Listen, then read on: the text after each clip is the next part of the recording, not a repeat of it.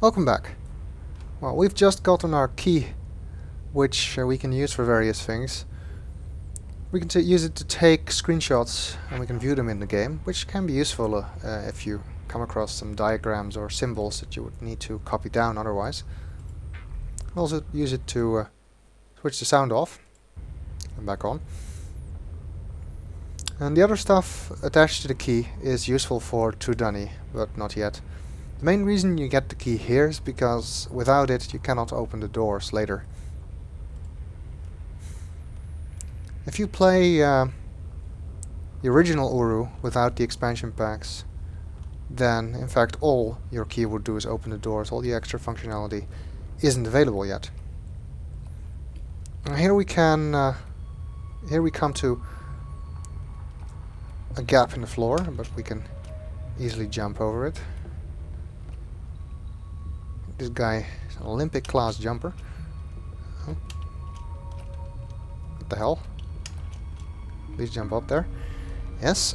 If we cross this pile of debris, we find our first journey cloth.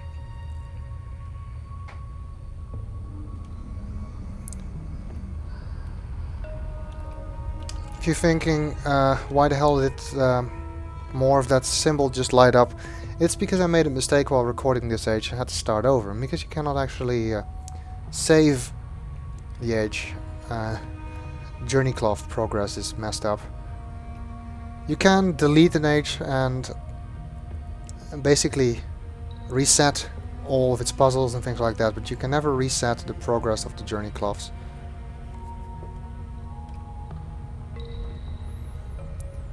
If we go into this little fissure, we find a Relto page. And we also find that we're stuck now. Can't get out of here.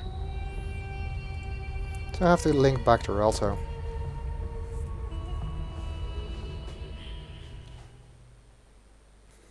It really is annoying that you cannot just save. I mean, if you make a mistake like I just did while recording and you want to go back to an earlier point, you basically have only one choice, and that is to reset an age. And you cannot just load an earlier save game. Now, what we just added to the age are these sticks and stones, which break your bones.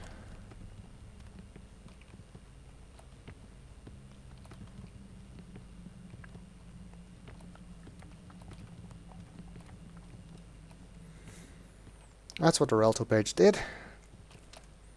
Well, let's get back to Gahreesen. Well, this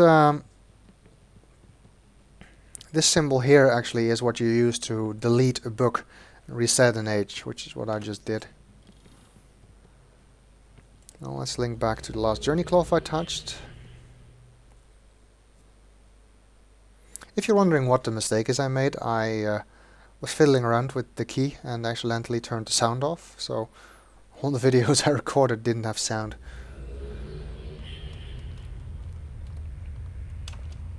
And I didn't notice that because I have the sound at a very low level while I'm recording this, so my microphone doesn't pick it up. So it was not immediately obvious that I was doing that. Well, let's continue. Well, looks like this is a dead end because that door is closed and we cannot open any of the doors yet. But there is a crack in the wall here, which leads to another one of the reception rooms. You can look out to the entrance hall from here. There's a whole bunch of cages here. Well, cages in the other room were lockers of some kind, which used to store books and other personal equipment. These cages, they don't look like that. They look like cages for some kind of animal. What could they be used for? Well, we'll find out.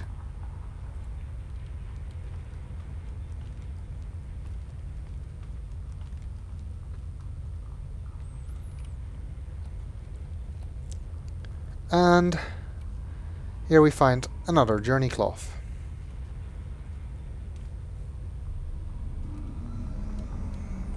And because I already touched them in the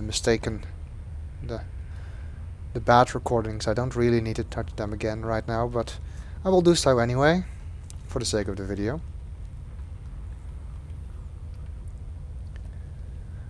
We climb up on the cages on the other side.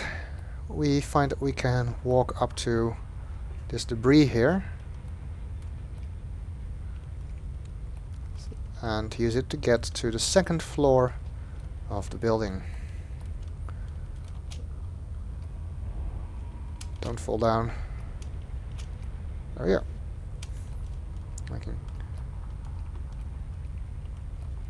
kick the pylon off the ledge, walk across this plank, hopefully without falling down.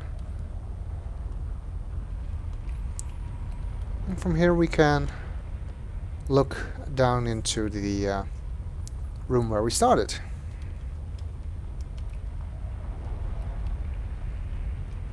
There's another convenient crack in the wall here, which leads to another corridor, much like the one on the first floor, but again all the doors are closed, so we just continue following the crack, which leads to this big rotating wheel.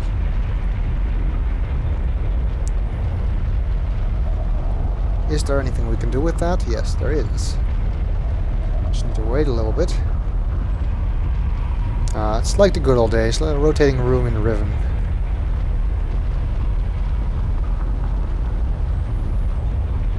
Well, let's hope what I'm waiting for will come up soon. Shortly after that damaged one. Okay, we can walk into the wheel. Now we're looking out at the wall of the building, and hopefully that will drop us off somewhere else, so we can actually do something.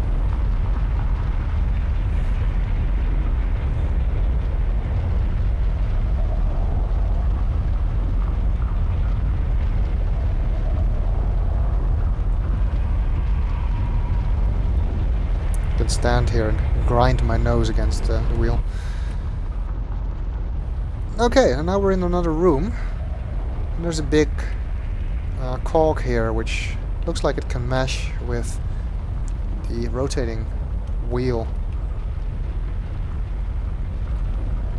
which might help us get some power to this age. Yes, again, we need to get power, just like in Teledahn. We also find another journey cloth.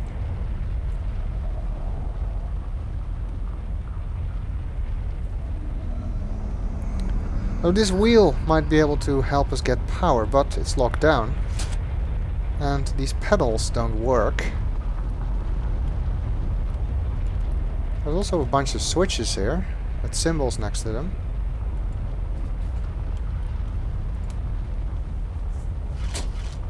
But they don't work. So how can we get power? I mean, we need to raise the wheel to get power, but it seems we need power to raise the wheel. It's a catch-22. It's a deadlock. Well, there's a platform over here. And if we stand on it,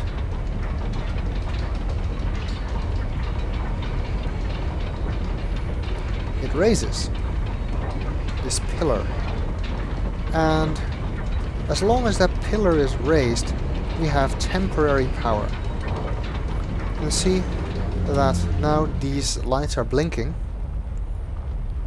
We cannot just leisurely walk out and do whatever we please, because as soon as this pillar drops back down, all our progress is undone. So we need to make sure that the pillar never reaches all the way down. The first thing we need to do is pull this switch, which gives power to the locks on the wheel. Now to give ourselves some more time, run back here to raise the pillar again.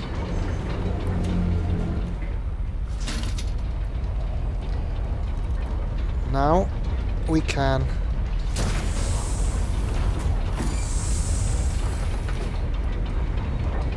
unlock the wheel.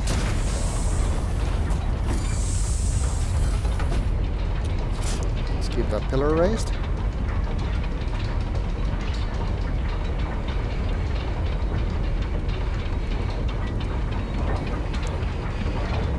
finally we need to raise the wheel. In order to do that, we use this switch. And it mashes into the wall there. Now we have power. We'll find out what we can do with that in the next video.